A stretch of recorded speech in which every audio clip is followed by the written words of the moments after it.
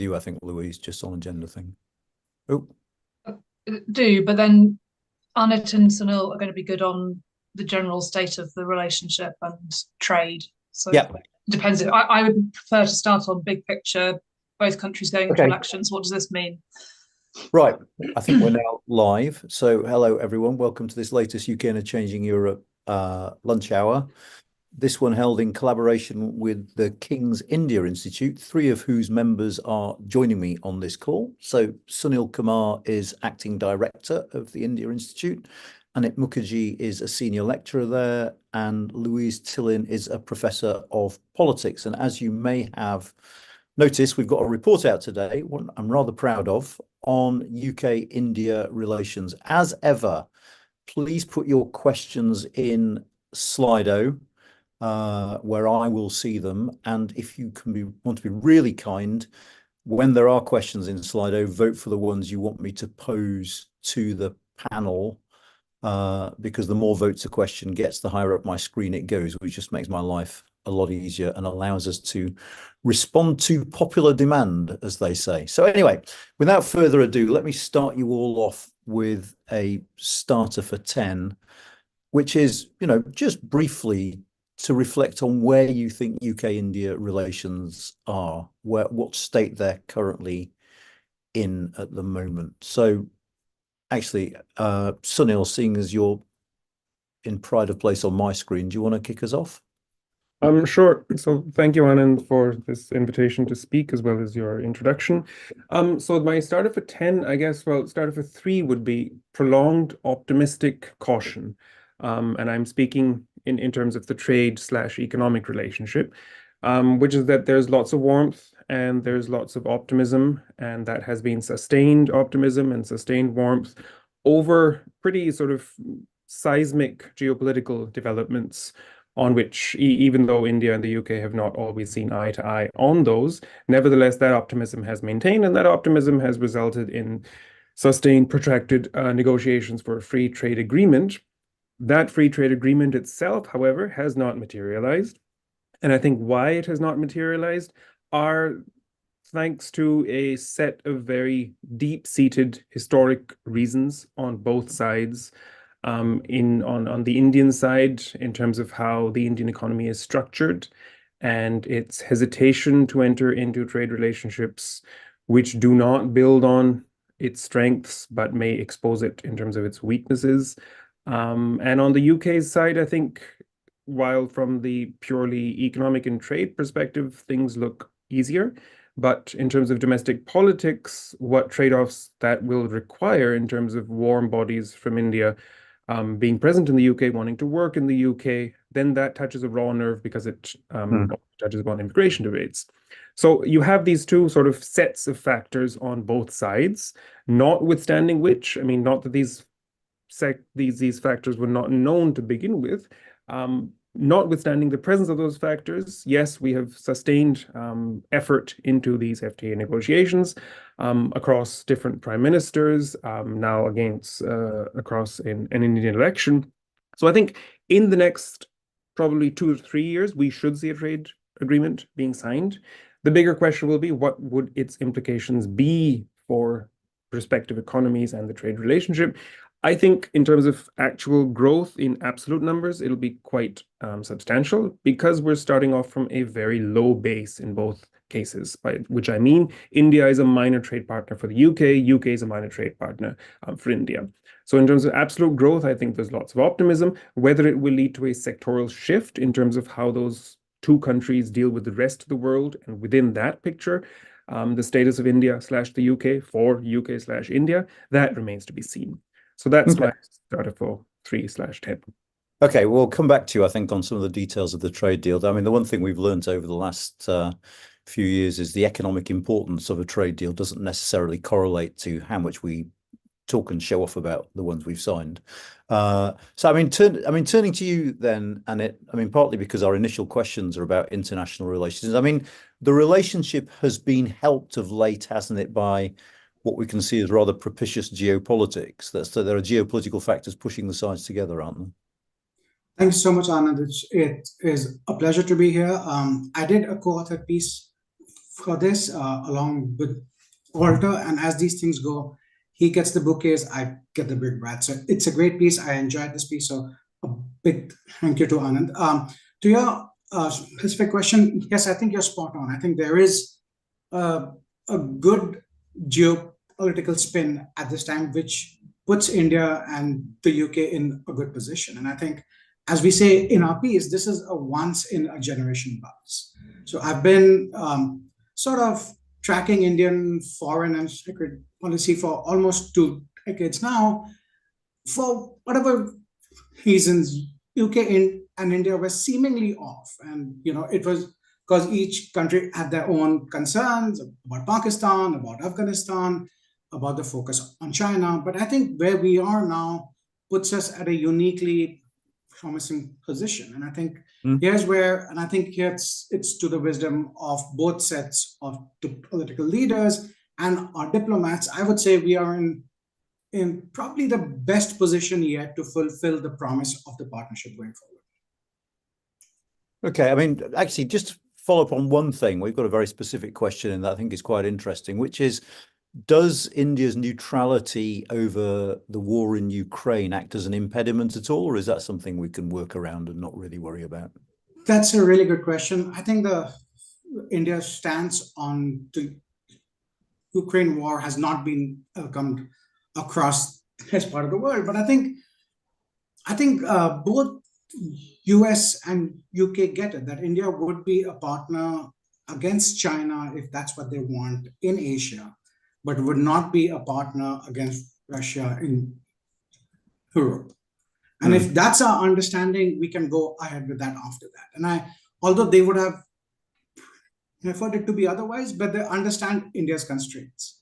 And I think both set of the capitals understand where India is coming from, and India has explained its stance on the Ukraine war to them as much as they could have. So although it would have been better from the UK stance if India was more critical of the Ukraine war, but ultimately I think they understand where India is coming from, and I do not think it is that much of an impediment as it is perceived in the popular press.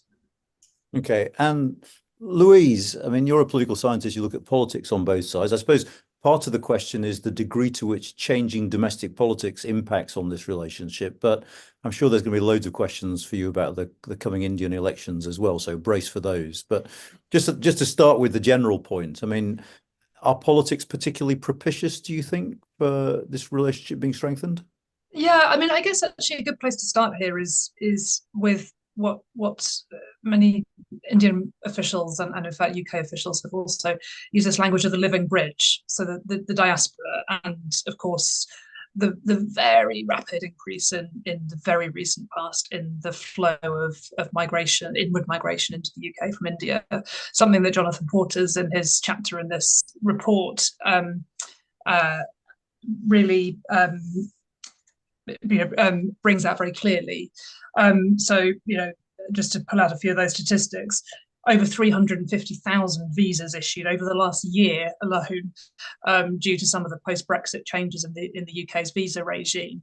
The number of Indians on UK payrolls has more than doubled in just 2 years, which is a phenomenal rate of increase in the number of Indians coming to the UK. And we've seen a similar thing in our universities as well, with major increases to the number of Indian students coming to study in the UK, many of them attracted by the reintroduction of the post-study work visas. So I think the reality of a very long history of inward migration from India into the UK, a large, complex, very heterogeneous diaspora community in the UK, means that what happens domestically in India in terms of its political landscape has very clear resonance in the UK. I think more so that way than what happens here domestically has resonance in India. And that's been one of the really interesting things that has been very clear in recent years. I mean, of course, the most obvious being that we have a prime minister of Indian origin, a practicing Hindu, as in office in Downing Street, but much more than that. And again, as we see in various chapters in the report, quite pronounced shifts, for instance, in the way that voters of Indian heritage in the UK are expressing their political preferences. We'll get into this in more detail, I'm sure, but the Labour Party is no longer the only or natural party of support for the British Indian community. We're seeing growing support for the Conservatives, which is also correlated with growing sympathy for Narendra Modi amongst the British Indian community. So the very real changes that have been taking place in India's domestic political landscape with the rise of the BJP and its consolidation of power, the likelihood that Narendra Modi may be now elected into a third term of office, has very real repercussions on the ground in the UK for politics, but also for community relations. And I'm sure we'll get into all of that as well. You're muted, Anand. Rookie error. Sorry, my computer's making all sorts of noises, so I keep muting it. But just a couple of things to follow up. I mean, firstly, you said Narendra Modi may be elected to a third term. I mean, he will, won't he? Many of us have had our fingers burned over Indian elections. Never try to predict the outcome. This one has looked as if there's greater certainty about the outcome, but actually we're now in the second phase of a 7-phase election process in India, which still has, if I look at the date now, over a month to run. Mm-hmm. We've seen a shift in the last 2 weeks from absolute confidence that the BJP were coming back, that they were going to do so with a ambitious, target of increasing their majority to give them a super majority in India's lower house of parliament. What we've seen in the last the first two phases of voting is that turnout appears to have fallen for the first time in a series of elections. We don't know the exact figures because the Election Commission haven't released them, but what they have released suggests that there has been a decline compared to 2019 and 2014. And this is leading to quite a lot of comment in India and around the ruling party that some of the hubris and confidence that Modi was on course for a third historic victory may not actually quite correspond with what's happening. And actually, it could be the case that we see the resurgence of more local factors in Indian voting equations, complicating a story that has often been assumed to be driven by the national popularity of Narendra Modi. So that's why I say never, you won't make money out of predicting the results of Indian elections. But the key question here probably now is, if Modi is returned, with what kind of a majority? And that will have all sorts of implications for what he might do in a third term and downstream for what we're talking about here, what the India-UK relationship might look like too. Okay, I was only trying to draw you out so we could clip that bit and tweet it a lot if you were wrong. Thanks. Yeah, I mean, just a final thing. I mean, you talked about the sort of the national popularity of Modi. I mean, one of the things that really strikes me, I mean, both from the thing at Madison Square Gardens and from his event at Wembley here, is just the enormous hold he seems to have over the diaspora. Even if, members of the diaspora aren't natural ideological soulmates of the BJP, there seems to be just a certain X factor about that relationship that he's managed quite skillfully, hasn't he? Yeah, I mean, it's incredible, really, and it's very hard to imagine former Indian prime ministers doing something similar. But Modi is a kind of national populist politician par excellence. He came to power at the national level in India, having honed just these kinds of pop star techniques in India. I think Modi actually, I keep meaning to see whether this really was the case, but I think Modi was the first major political leader to use holograms, so to be able to appear in multiple places at once. Something which we've seen happening elsewhere in the world since then. But Modi has really risen to power on the back of his, his charismatic persona, and the use of, tech and the kind of stadium politics that we've seen him also perform here in Wembley, and also Howdy Modi event in the US as well. And this stuff plays both here among the diaspora, but it also plays back in India, where it's really used to demonstrate Modi's stature as a world leader, who is commanding respect in ways that previous Indian leaders, Modi would suggest previous leaders, haven't commanded. Yeah, there's a slight hint of the sort of making India great again sort of thing about it. But more than a slight hint, yeah. yes. Yeah. So, Anit, we've got a lot of questions on China. Now, is it fair to say, in a sense, that the worse India-China relations get, the better India-West relations will become? And how do you see relations with China developing over the short to medium term? Well, I think we are in a strange place. I mean, obviously, the clashes in 2020 where it was unforeseen, unprecedented, and have put both countries in a very dark room, in a very dark place.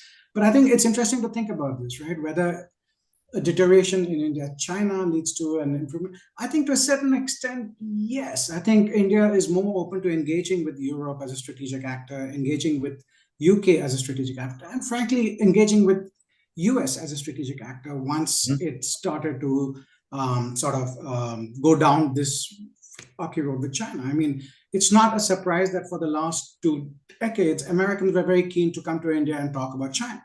And the Indians would say, no, we got China, we can handle it on our own. We don't need to talk with you about China because we don't want to create a self-fulfilling prophecy. Well, after 2020 and the American support, India is actually now willing to talk with any country about the threat posed by China. Because for the first time in India's history, India has to deal with the consequences of a superpower at its doorstep. It never had that before.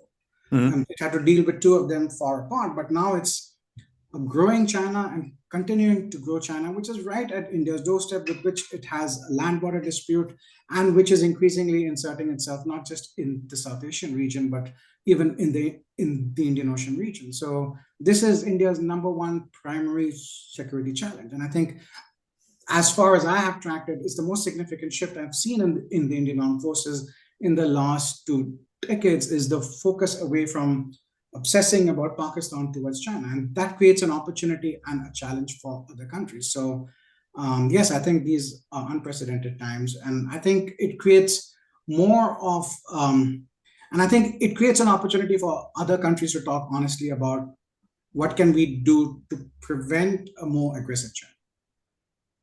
Okay, interesting. So there is a kind of link there. I mean, insecurity vis-a-vis China will affect how India approaches the rest of the world. And I suppose, Sunil, we see that in trade in part, don't we? That the sort of greater openness to sitting down and negotiating trade deals. There was a deal with the EFTA countries, is partly linked to a desire to strengthen political relations as well, isn't it? I mean, economics and politics in some senses go hand in hand.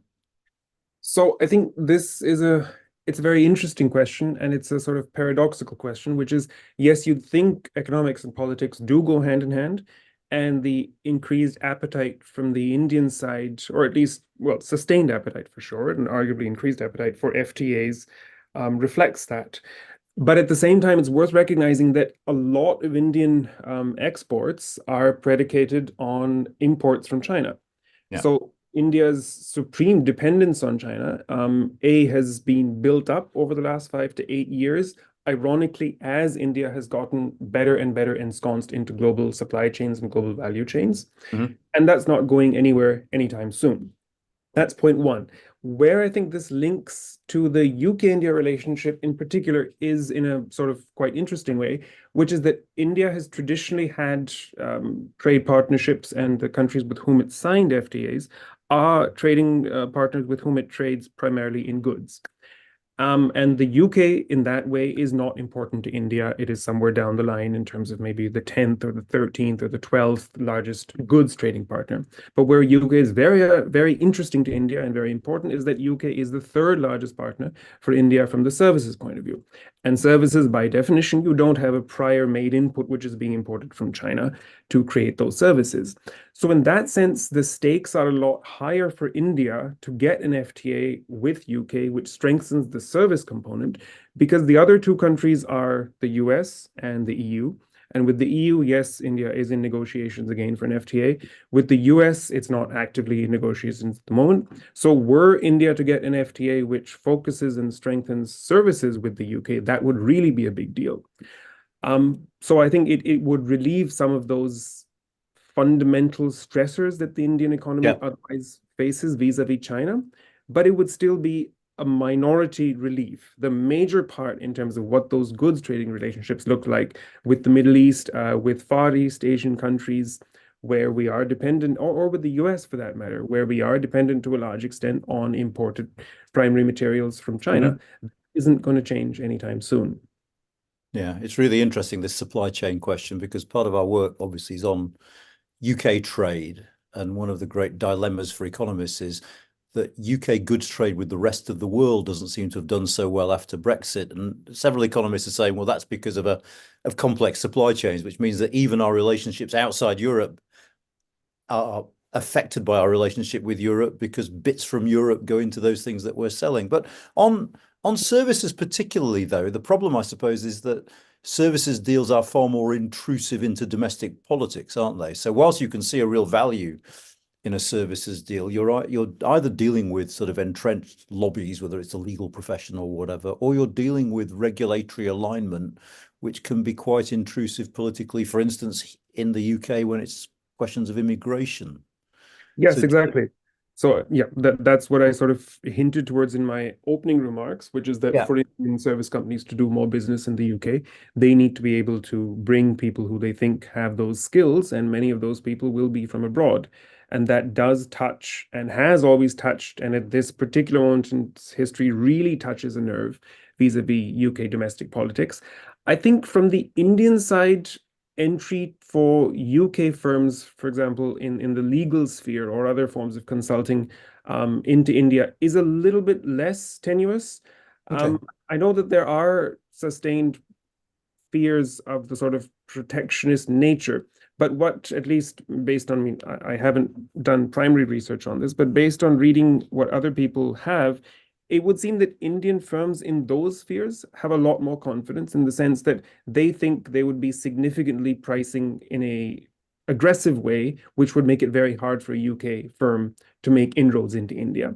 And so it isn't really unlike, say, the secondhand car market, where Indian automotive makers are extremely nervous as to allowing imports. That's not the case with services. So I think there's more leeway and more ease for entry of UK firms into India than there is the other way around, or than there is on the goods front. Okay. I mean, speaking of the car industry, I was so excited back in February because I went in my first ever electric rickshaw, which was quite an experience, but which I'd ordered on Uber. So there we go. Yeah.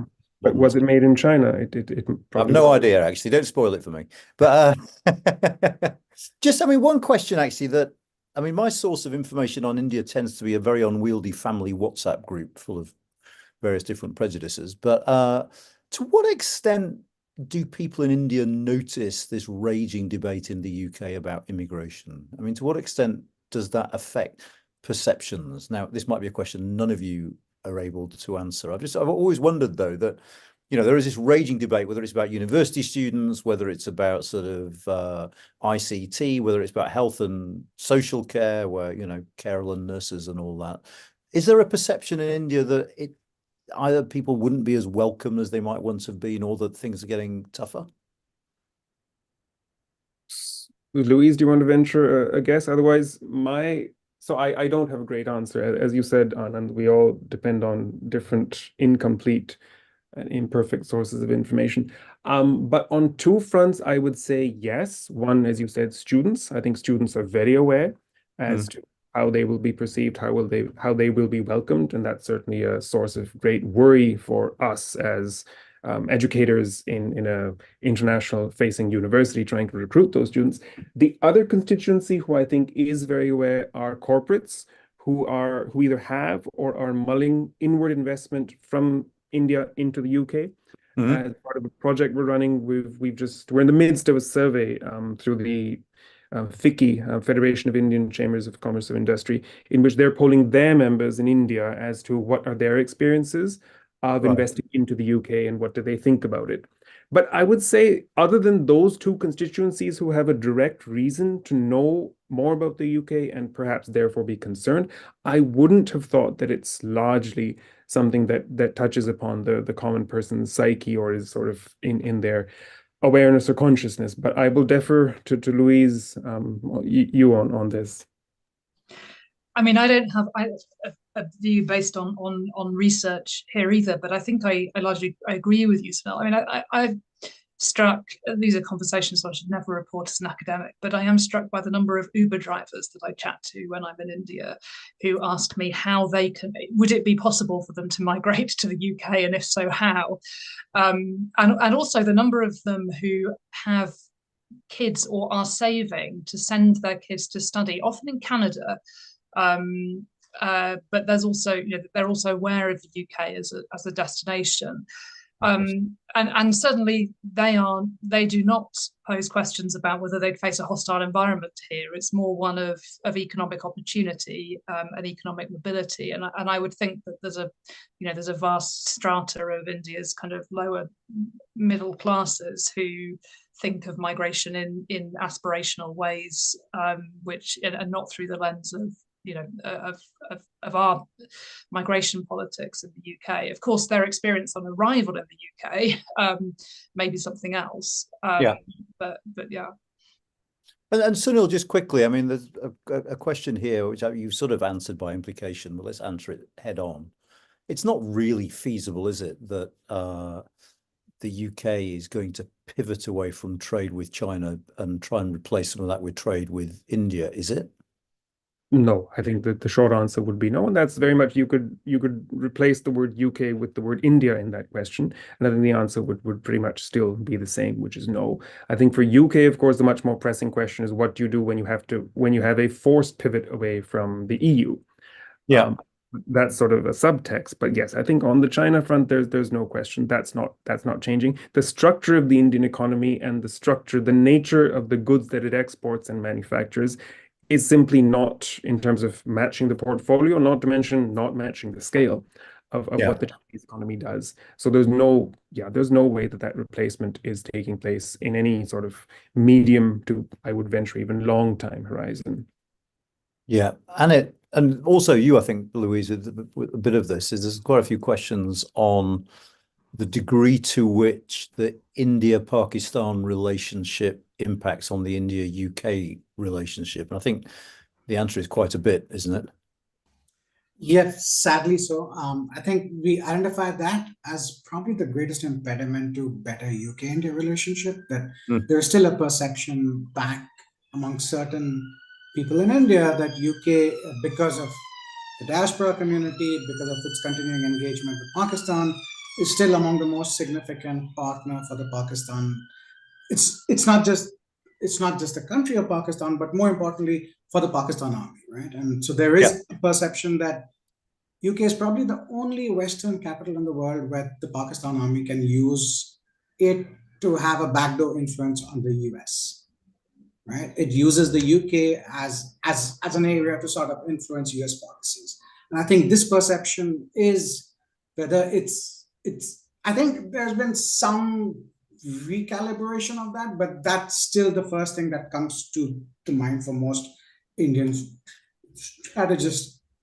I mean, it is always about UK is still balancing India-Pakistan relationship. And I think so they would want London to make a more emphatic stance on this equation.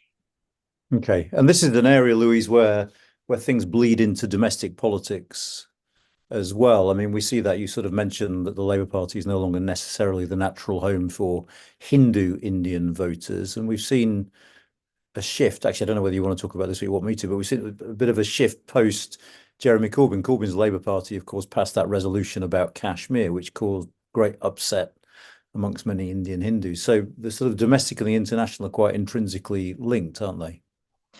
Yes, very much so. And I think this is what's going to be very interesting to watch following the UK elections, assuming that the outcome of our elections is as predictable as that in India. Labour's quite untested, really, on how it manages the competing pools of foreign policy towards South Asia and its relationship with both Pakistani heritage and Indian heritage voters in the UK. And I think that this could prove to be quite a challenge potentially for an incoming Labour government.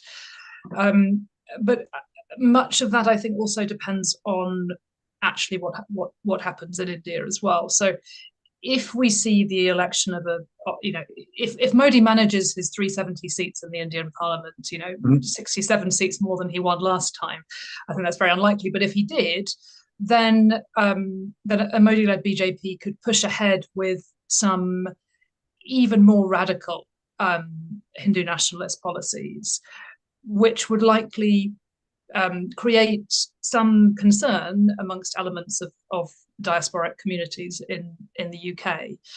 And how the Labour Party manages those tensions in its own political base, I think will be very interesting. I mean, we've seen the contortions that Keir Starmer has had to, run around Labour's Israel-Palestine policies. I don't think he's been tested in the same way with, thinking about what a future relationship might look like with India.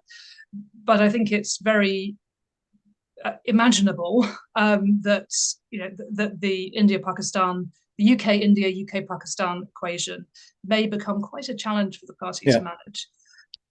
So there's a domestic element, which is trying to keep together a coalition of both Muslim and Hindu voters at home, which Labour have traditionally taken for granted. And we saw some of the way that plays out with the events in Leicester in 2022. There's also a foreign policy dilemma, isn't there, in the sense that David Lammy's just written this piece in Foreign Affairs on progressive realism, which struck me as a bit of an oxymoron, to be honest, which allows you to do anything and justify it with one word or the other.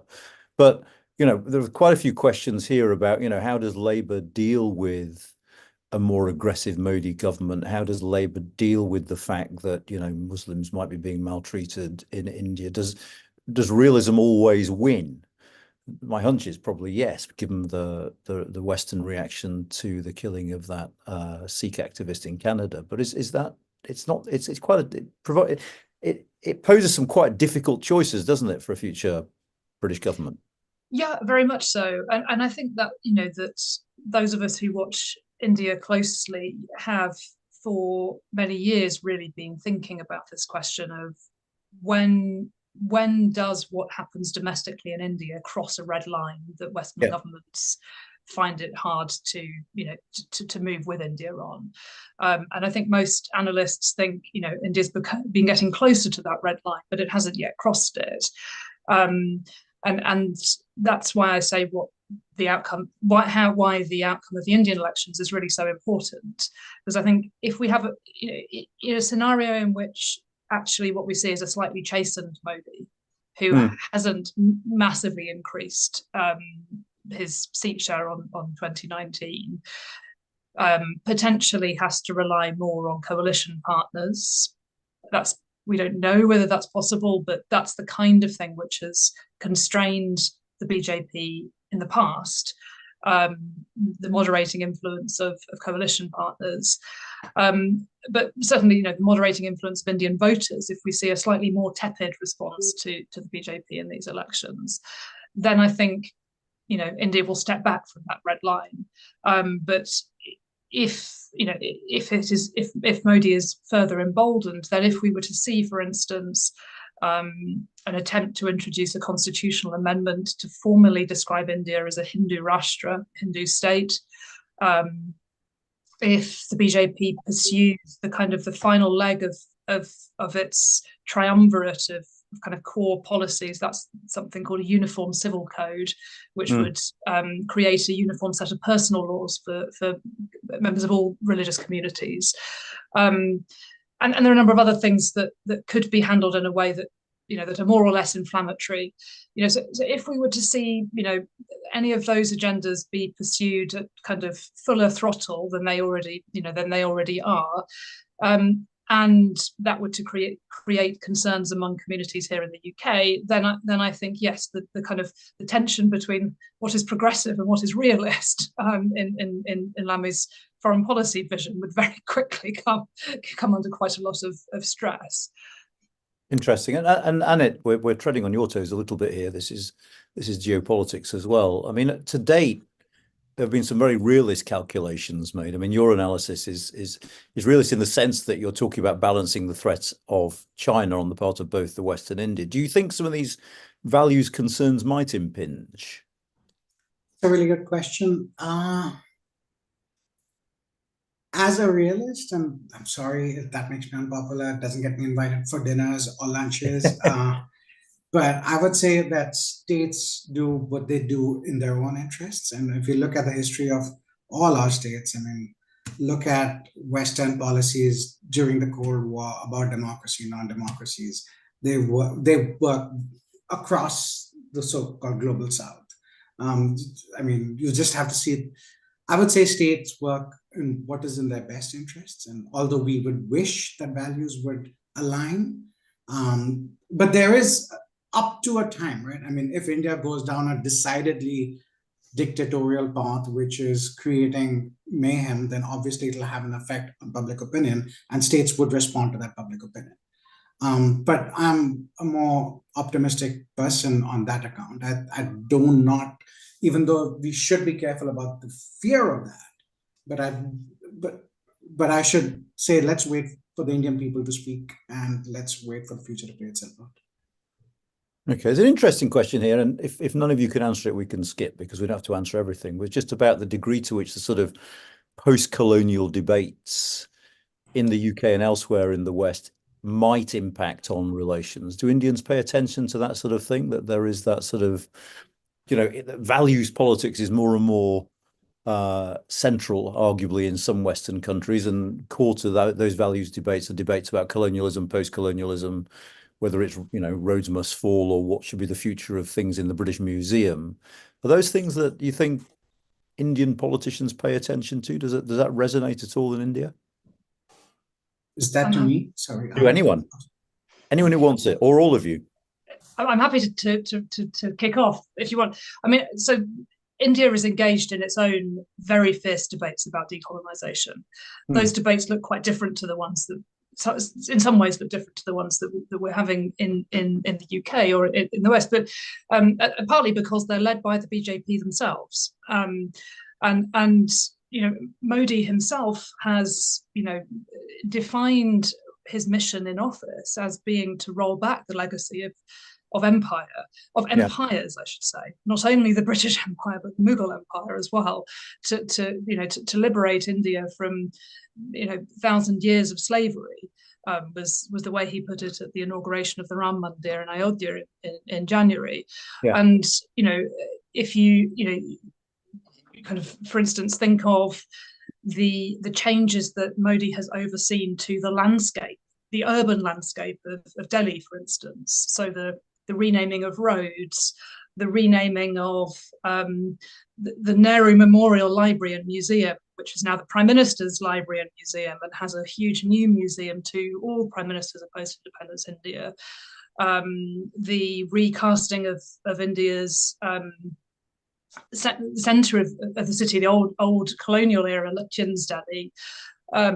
So in all sorts of ways, Modi is seeking to rebuild India in the image of a more modern post-colonial or decolonial great power. So absolutely, there's a very, very vibrant debate about colonization happening in India as well. Anit? I'm not sure I have anything to add to that. I think, yes, I would agree that there is that perception in India that they want to decolonize themselves, especially, anti-English, not anti-English in a way, because the Indian people actually would want to learn English because it's a way for economic upward mobility. But I would say that there is this sense English is fine, it's just Hindi we don't want to learn. No, they do. They do. It is increasingly popular. No, I mean, I wouldn't add anything more apart from that, saying that, look, I mean, the way decolonization is understood in the West is different from the way it is understood in India, right? Here it is about what is the legacy of the empire. Do we owe something back to them? There it is about an imposition that they want to kind of unshackle, and that attempt is ongoing. That sort of the idea that the West has intellectually shackled India and other countries through its ideas and its ideals, and that Indians should have their own originated thinking on a variety of issues is widespread. Okay. If I can just come in on this briefly, that this is absolutely central to the ideological project that the BJP have been leading while in power. So this is really a concerted effort to unsettle a so-called Nehruvian consensus, a consensus that's associated with India's first Prime Minister Jawaharlal Nehru, and part of a quite populist critique of the Congress Party as being, the party of the establishment, a corrupt dynastic elite who were too internationalist in their vision, too compromising the legacy of colonialism, and not sufficiently authentically Indian.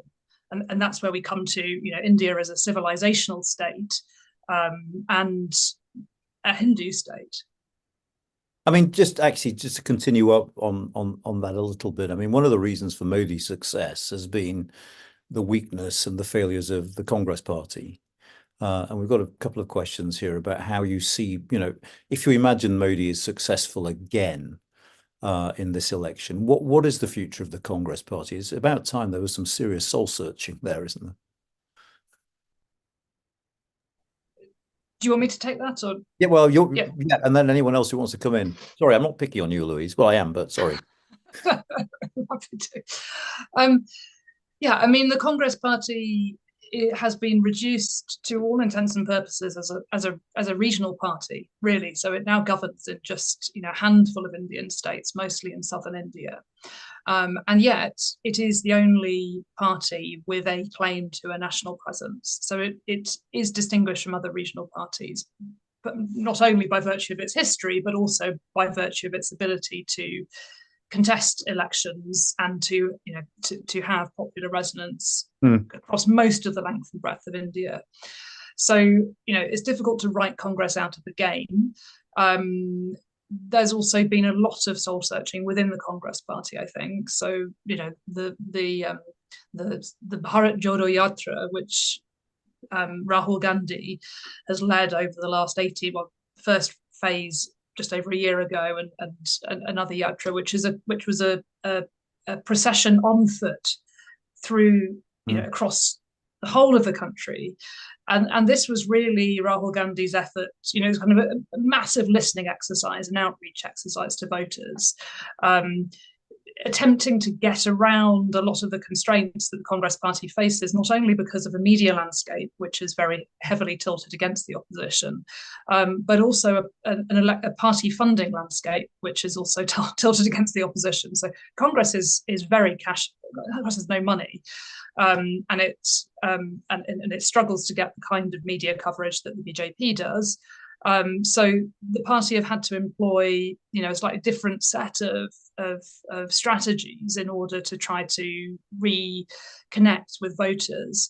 And there's some evidence to suggest that they've had some degree of success with that. I can talk about the details if people are interested. But they are far from being the kind of election winning outfit that they once were. And this is the big challenge for the opposition. Modi's style of politics has been much more presidential than what India had experienced for the preceding 20 years. And yet the opposition does not present with a clear presidential candidate, right? Because the opposition, per force, given India's scale and diversity, the opposition is located in many different states, speaking different languages in different parts of the country. And so uniting that kind of disparate opposition around a single figurehead is intrinsically very difficult. But this is part of the bind, really, which is a product of the more presidential populist politics that Modi and the BJP have honed to their to their great success. I mean, we have seen efforts, haven't we, to create a kind of anti-BJP alliance, but they were not exactly successful, were they? I mean, well, they've come together. They have a seat sharing arrangement. Which is more than many of us expected maybe 4 months ago, or 4 or 5 months ago, after the last set of state elections, when the alliance seemed to be falling apart. Arguably, they seem to be having some cut through. I mean, at least there's evidence that the BJP seems to feel quite nervous. We've seen Narendra Modi over the last week or so adopting much more extremist, I use extremist in a quite specific sense there, much more extreme language in the way that he portrays some of Congress's manifesto pledges on economic redistribution.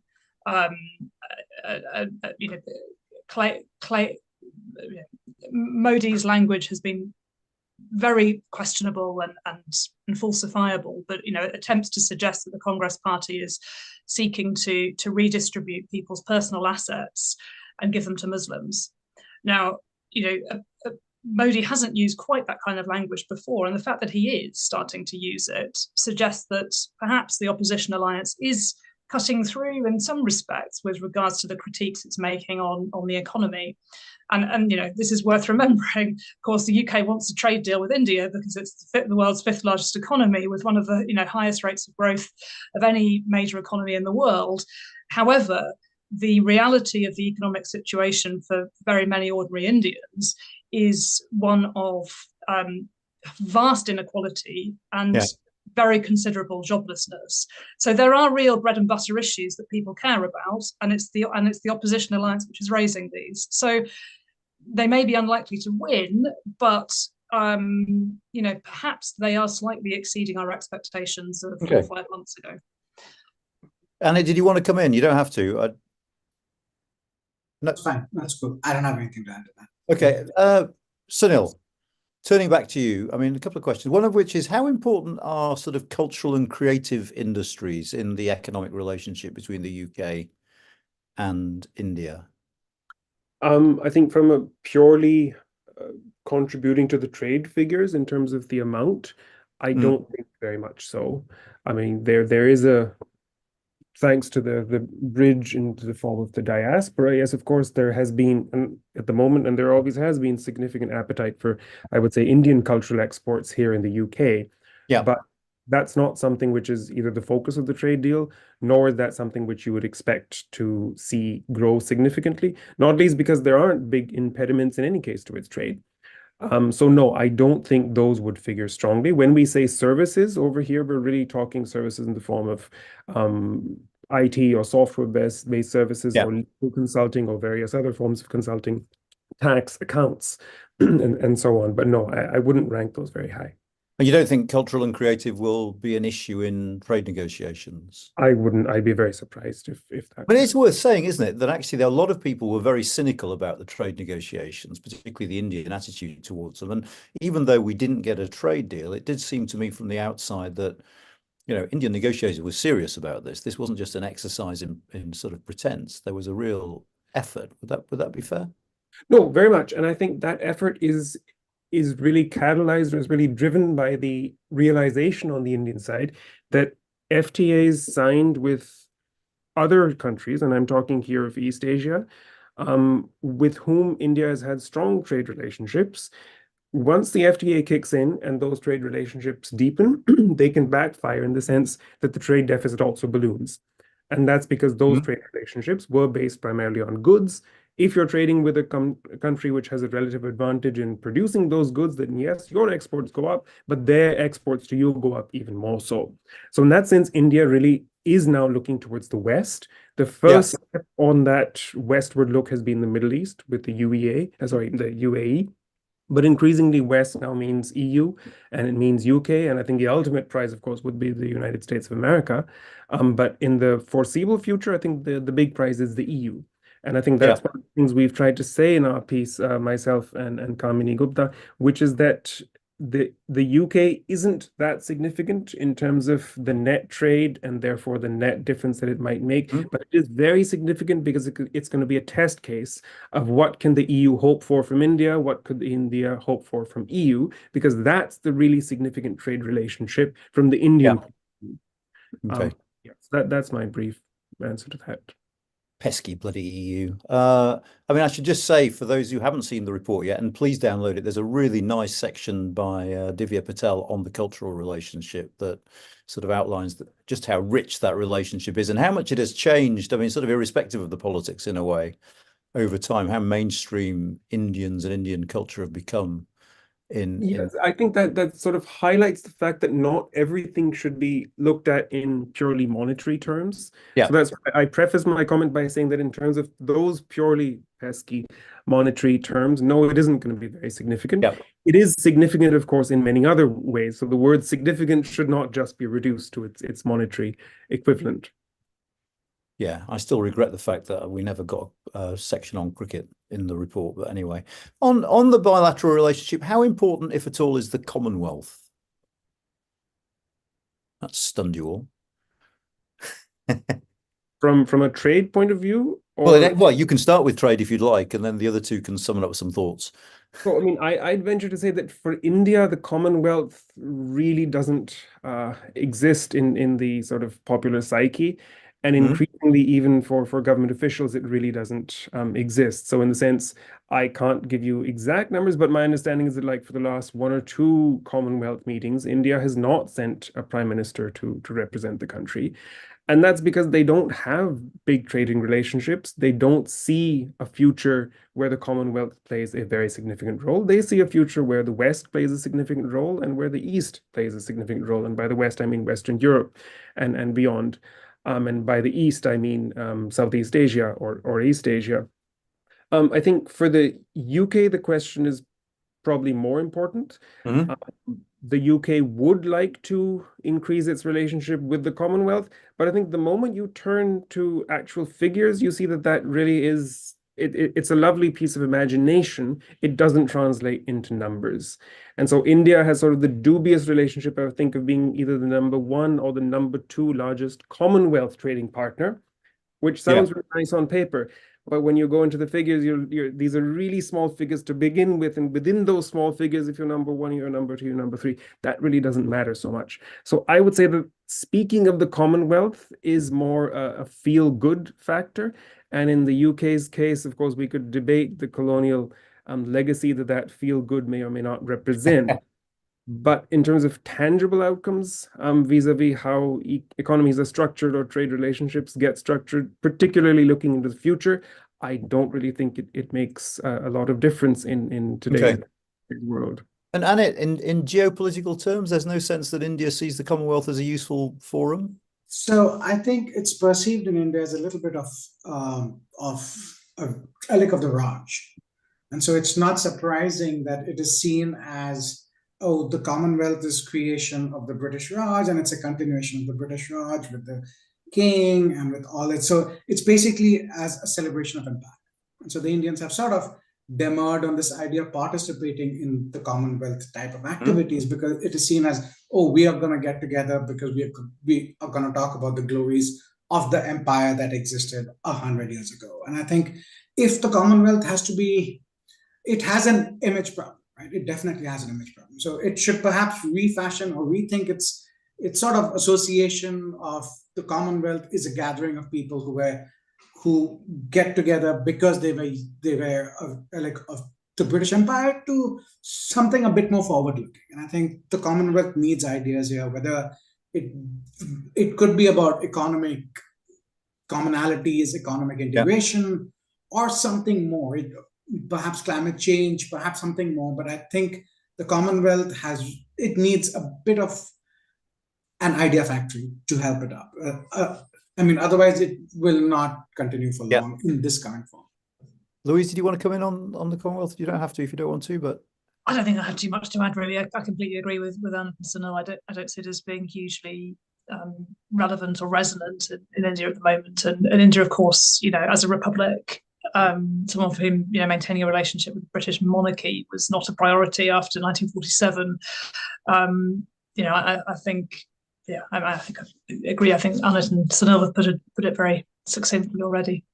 I'd have to say, in terms of relevance and resonance, it strikes me that the real interest is from the other side. That is to say, the West is acutely aware of the fact that what it calls the global South, what President Putin calls the global majority, didn't line up behind Western positions on either Ukraine or Gaza, and the need to actually find a way of appealing to those countries, I think, is being quite profoundly felt in the West. And I think in UK foreign policy, the Commonwealth is seen as part of a way of doing that. But it's interesting that you all basically agree that relationship doesn't necessarily, it's not thought about the same way in India. We've had a few questions, on this. We've touched on it, we've a little bit, but maybe we should try it one more time, which is just in the greater scheme of things, how important is the Indian community in the UK to this relationship in either economic or political or geopolitical terms? Anyone like to have a go? To this relationship, my guess would be tremendously important. It sort of is the core of the relationship in some ways. I think at least from the Indian side, A, the interest vis-a-vis UK, but B, also the viability of creating those businesses or of expanding an Indian company into the UK, or thinking of, I'm an Indian entrepreneur, I want to set up something new in the UK, which is feasible and would be facilitated in the UK.